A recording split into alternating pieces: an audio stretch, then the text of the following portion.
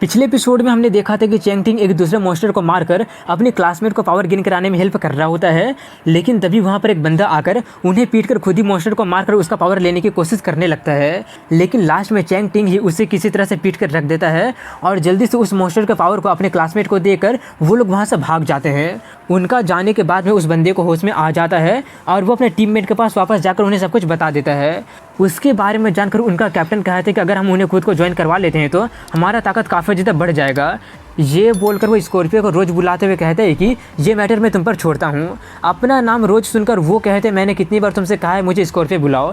ये सुनकर वो बंदा उससे कहते हैं कितना खूबसूरत होने के बावजूद भी तुम खुद को स्कॉर्पियो क्यों बुलवाना चाहती हो।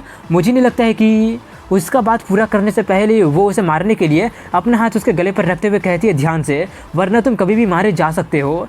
ये सुनकर वो बंदा गुस्सा हो जाता है और कहता है अगर ताकत है तो करके दिखाओ। उन्हें झगड़ते देखकर कैप्टन उनसे कहता है कि क्या तुम दोनों कुछ देर के लिए रुक नहीं सकते हो क्या। ये बोलकर वो अपना ऑरा दिखाते हुए कहते हैं कि अगर तुम दोनों एक और मूव करोगे तो मैं तुम दोनों को मार दूंगा। ये देखकर वो दोनों एक पल के लिए थोड़े से शॉक्ड हो जाते हैं। वहीं पर वो देखकर वो बंदा सोचते हैं कि कितने इविल कैप्टन है। वहीं पर कैप्टन कहते हैं कि रोज़ मैं तुम्हें 3 दिन का टाइम देता हूँ, अगर वो लोग ज्वाइन करने से मना कर देते हैं तो तुम उनका काम तमाम कर देना। इसके बाद अगले सीन में हॉस्पिटल के सीन को दिखाया जाता है जहाँ पर भाई अभी भी बेहोश होती है और लियान का सिर्फ हाथ में थोड़ा सा चोट लगा होता है। डॉक्टर उनसे कहते हैं कि उसे सिर्फ एक छोटा सा बोन क्रैक हुआ है, कुछ टाइम तक आराम करने के बाद वो ठीक हो जाएगा। और अगर बात करें इस लिटिल ब्रदर की तो इसका बस थोड़ा सा मसली डैमेज हुआ है, बाकी सब कुछ ठीक है। ये सुनकर लियान अपना हाथ हिलाते हुए कहने लगा होता है कि ऑफकोर्स मुझे कुछ हो ही नहीं सकता है, लेकिन तभी उसका हाथ में दर्द होने लगता है। जो देखकर चैंग टिंग काफ़ी ज़्यादा एम्बैरेसमेंट के कारण कहने लगा होता है कि मैं उसे नहीं जानता हूँ। तभी डॉक्टर अपना काम करके वहाँ से चला जाता है। उससे जाता देखकर क्यों उससे कहते इस बार हमारी गलती थी। चैंग टिंग कहता कोई बात नहीं, इसके बारे में बाद में बातें करेंगे, पहले ये बताओ कि तुम्हारी स्किल क्या है। ये सुनकर वो काफ़ी ज़्यादा एक्साइटेड होकर दिखाने लगती है, जिसमें वो पहले फायर को दिखाती है। जो देखकर चैंग काफ़ी ज़्यादा चौंकते हुए पूछता है कि क्या तुम्हारी स्किल फायर को कंट्रोल करने का है। वो कहती है नहीं, बल्कि ये एलिमेंट को कंट्रोल करने का है। ये बोलकर वो उसे अपने बाकी के एलिमेंट को भी दिखा देती है। जो देखकर चैंग सोचते हैं कि किताब के डिस्क्रिप्शन के अनुसार में तो element ability single element, multiple element और ऑल एलिमेंट में डिवाइडेड है। सिंगल एलिमेंट के लिए तुम एक एलिमेंट को कंट्रोल कर सकते हो, मल्टीपल एलिमेंट के लिए 2 से 3 और ऑल एलिमेंट के लिए सभी एलिमेंट को तुम कंट्रोल कर सकते हो। किताब एक बार बताया था कि फुल एलिमेंट एबिलिटी यूजर हालांकि वो लोग जल्दी मरते हैं, लेकिन उनका कॉम्बैट एबिलिटी उन 12 स्ट्रॉन्गेस्ट पीपल से बिल्कुल भी कम नहीं है। वहीं पर क्यों उससे कहती है कि लगता है कि मुझे काफ़ी ज़्यादा पावर मिल गया है। वाटर और फायर अटैक करने के लिए यूज किया जा सकता है, वुड एलिमेंट हील करने के लिए यूज किया जा सकता है, अर्थ एलिमेंट डिफेंस के लिए यूज किया जा सकता है और गोल्ड एलिमेंट वेपन को ताकतवर बनाने के लिए यूज किया जा सकता है। उसकी बातें सुनकर लियान रोने का नाटक करते हुए पूछता है कि क्या हम अपना एबिलिटी को एक्सचेंज नहीं कर सकते हैं क्या। चैंग उससे कहता है खुद को एम्बैरेस मत करो। तभी क्यों उससे पूछती है कि तुम्हारा आगे का प्लान क्या है, मेरे पास कुछ इनसाइडर इन्फॉर्मेशन है। ये बोलकर वो उसे बताती कि कंट्री उन मॉन्स्टर से फाइट करने के लिए एक स्पेशल ग्रुप को तैयार कर रही है। प्रेजेंट में स्मॉल स्केल में first batch of ability user का रिक्रूटमेंट शुरू हो गया है। मैं ज्वाइन करने के लिए तैयार हूँ और मैं आशा करती हूँ कि तुम भी ज्वाइन करके उन मॉन्स्टर से फाइट करके पृथ्वी को बचाओगे। चैंग सीधा मना करते हुए कहते हैं कि अभी के लिए मेरे उसे ज्वाइन करने का कोई प्लान नहीं है। ये सुनकर क्यों उससे मनाने लगती है कि उन्हें ज्वाइन करने पर हमें कोई भी हार्म नहीं होगा। हालांकि तुम काफ़ी ज़्यादा स्ट्रॉन्ग हो, लेकिन फ्यूचर का मॉन्स्टर और ज़्यादा ताकतवर और ग्रुप में अपीयर होंगे, इसलिए अकेले सर्वाइव करना काफ़ी ज़्यादा मुश्किल हो सकता है। अगर तुम उन्हें ज्वाइन कर लेते हो तो तुम्हें ना सिर्फ लोगों का हेल्प मिलेगा बल्कि लॉजिस्टिक सिस्टम में भी तुम्हारा हेल्प मिल सकता है। चैंग कहता है कि वो सब तो ठीक है, लेकिन इंडिपेंडेंट एक्शन का अपॉर्चुनिटी खत्म हो जाएगा। कि वो अभी भी उससे कुछ कहने की कोशिश तो करती है, लेकिन चैंग उसके बात को काटते हुए कहता है कि कुछ भी कह लो मैं उसे ज्वाइन नहीं करूंगा, लेकिन तुम रेस्ट एश्योर्ड रहो, मैं बिना उसे ज्वाइन करे भी मॉन्स्टर के अगेंस्ट फाइट करके अपने कंट्री को डिफेंड करूंगा। ये सुनकर वो कहते हैं कितनी दुख की बात है, लेकिन अगर तुम फ्यूचर में कभी अपने मन को चेंज कर लोगे तो मुझे कभी भी कॉन्टैक्ट कर सकते हो। अगर तुम्हें किसी और चीज़ का ज़रूरत होगा तो तुम मुझसे कह सकते हो।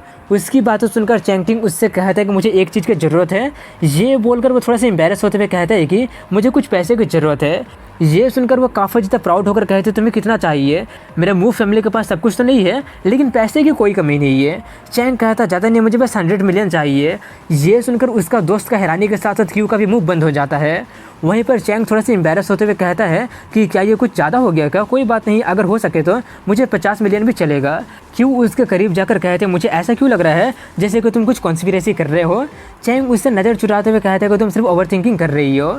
ये सुनकर वो कहते ठीक है, मैं तुम पर विश्वास कर ले रही हूँ, 100 मिलियन मेरे लिए कोई प्रॉब्लम नहीं है, अपना कार्ड नंबर दे देना, मैं भेज दूँगी। ये सुनकर चैंग अपने दोस्त को वहाँ से लेकर जाते हुए कहता है ठीक है, अगर हमें दोबारा चांस मिलोगे तो हम दोबारा ज़रूर मिलेंगे। उसे उतना जल्दबाजी में जाता देखकर वो कहते इतना जल्दी कहाँ जा रहे हो, उसका इंजरी तो अभी तक हील ही नहीं हुआ है। चैंग कहता कोई बात नहीं, इस छोटा सा इंजरी कारण वो मारा नहीं जाएगा। ये सुनकर लियान चिल्लाने लगा होता है कि कम से कम मुझसे तो पूछ लो। उससे जाता देखकर क्यों सोचती है, आखिर उसे इतना सारा पैसा क्यों चाहिए, कहीं वो अपना खुद का फोर्स क्रिएट करने के बारे में तो नहीं सोच रहा है ना। इसके बाद उन दोनों को दिखाते हैं, जहाँ पर जाते हुए लियान उससे कहते हैं कि तुमने तो कहा था कि करंट मॉनेटरी सिस्टम बेकार होने वाला है, लेकिन फिर भी तुम उतना सारा पैसा को क्या करोगे। चैंग कहते हैं कि वो पैसा अभी भी काम कर रहा है, हम अपना मर्सिनरी ऑर्गेनाइजेशन स्टेबलाइज करना चाहते हैं, तो ऑफकोर्स उसके लिए हमें पैसा की जरूरत तो पड़ेगा ही पड़ेगा।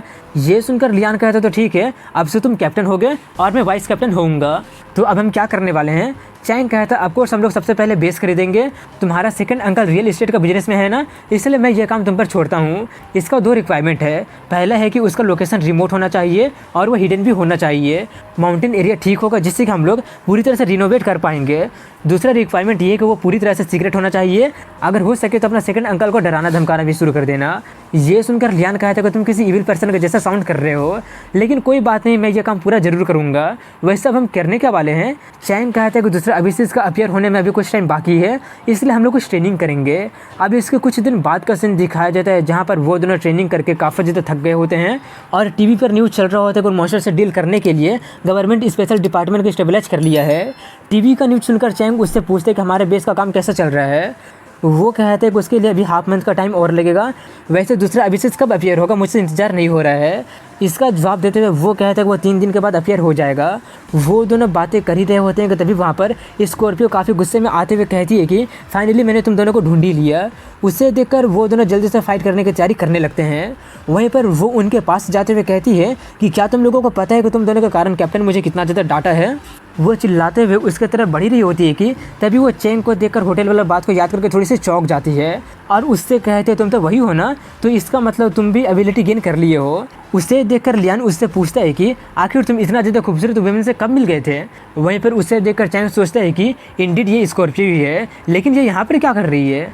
तभी स्कॉर्पियो उसे सिड्यूस करते हुए कहती है कि क्या यहाँ पर पानी है, मैं काफ़ी ज़्यादा प्यासी हूँ। लियान उसका सिडक्शन में पड़कर तुरंत पानी लाकर उसे दे देता है। स्कॉर्पियो बोतल की जगह पर उसका हाथ को पकड़कर उसके बॉडी में पॉइजन डालकर उसे सिड्यूस करना जारी रखते हुए कहती है कि तुम तो काफ़ी ज़्यादा हैंडसम हो, क्या तुम्हारी कोई गर्लफ्रेंड है। इतना बोलकर वो अपना ड्रेस को थोड़ा सा एक्सपोज करते हुए कहती है कि तुम मेरे बारे में क्या सोचते हो। वो सब देखकर लियान के एम्बैरेसमेंट का कारण उसका दिमाग ही काम करना बंद कर देता है। तभी चैंग उससे पूछता है कि तुम यहाँ पर क्या कर रही हो। वो पानी पीकर खुद से कहते मुझे फिर से खुद को इंट्रोड्यूस करने दो, मेरा नाम स्कॉर्पियो है और मैं 12 स्टार नाम की मर्सिनरी के एक मेंबर हूँ। जिस गोरिल्ला को तुम लोग उस दिन पीटे थे वो हमारा टीम का मेंबर था। ये सुनकर लियान उसके तरफ बंदूक तानते हुए कहता है तो क्या तुम यहाँ पर बदला लेने के लिए आई हो। स्कॉर्पियो उसका हाथ को नीचे करते हुए कहती है कि ज़्यादा कोशिश मत हो, मेरा तुम लोगों से कोई भी ग्रज नहीं है, मैं यहाँ पर ये पूछने के लिए आई हूँ कि क्या तुम दोनों हमें ज्वाइन करना चाहोगे। चैंग कुछ कहने जाता है, लेकिन वो उसके मुँह पर उंगली रखते हुए उसके बॉडी में भी पॉइजन डालते हुए कहती है अभी मत बोलो। ये बोलकर वो उसके तरफ लीन होते हुए कहती है कि हमारे कैप्टन बोले कि अगर तुम हमें ज्वाइन नहीं करोगे तो हम तुम्हें मार देंगे, इसलिए मैं आशा करती हूँ कि तुम इसको लेकर अच्छे से सोचोगे। उसकी बातें सुनकर लियान उससे कहता है कि तुम सिर्फ अकेले हो, लेकिन हम लोग तो। जैसे वो ये कहते हैं कि तभी पॉइजन के कारण उससे काफ़ी ज़्यादा दर्द होने लगा होता है और उसी के साथ चैंग को भी पॉइजन के कारण दर्द होने लगता है। वो सब देखकर अब वो उनसे कहती है कि अब तुम लोग अच्छे से सोचकर बता सकते हो। लेकिन तभी वहाँ पर 4 बंदे आकर उससे कहती है कि ओल्ड वीमेन फाइनली तुम हमारे हाथ लगी गई।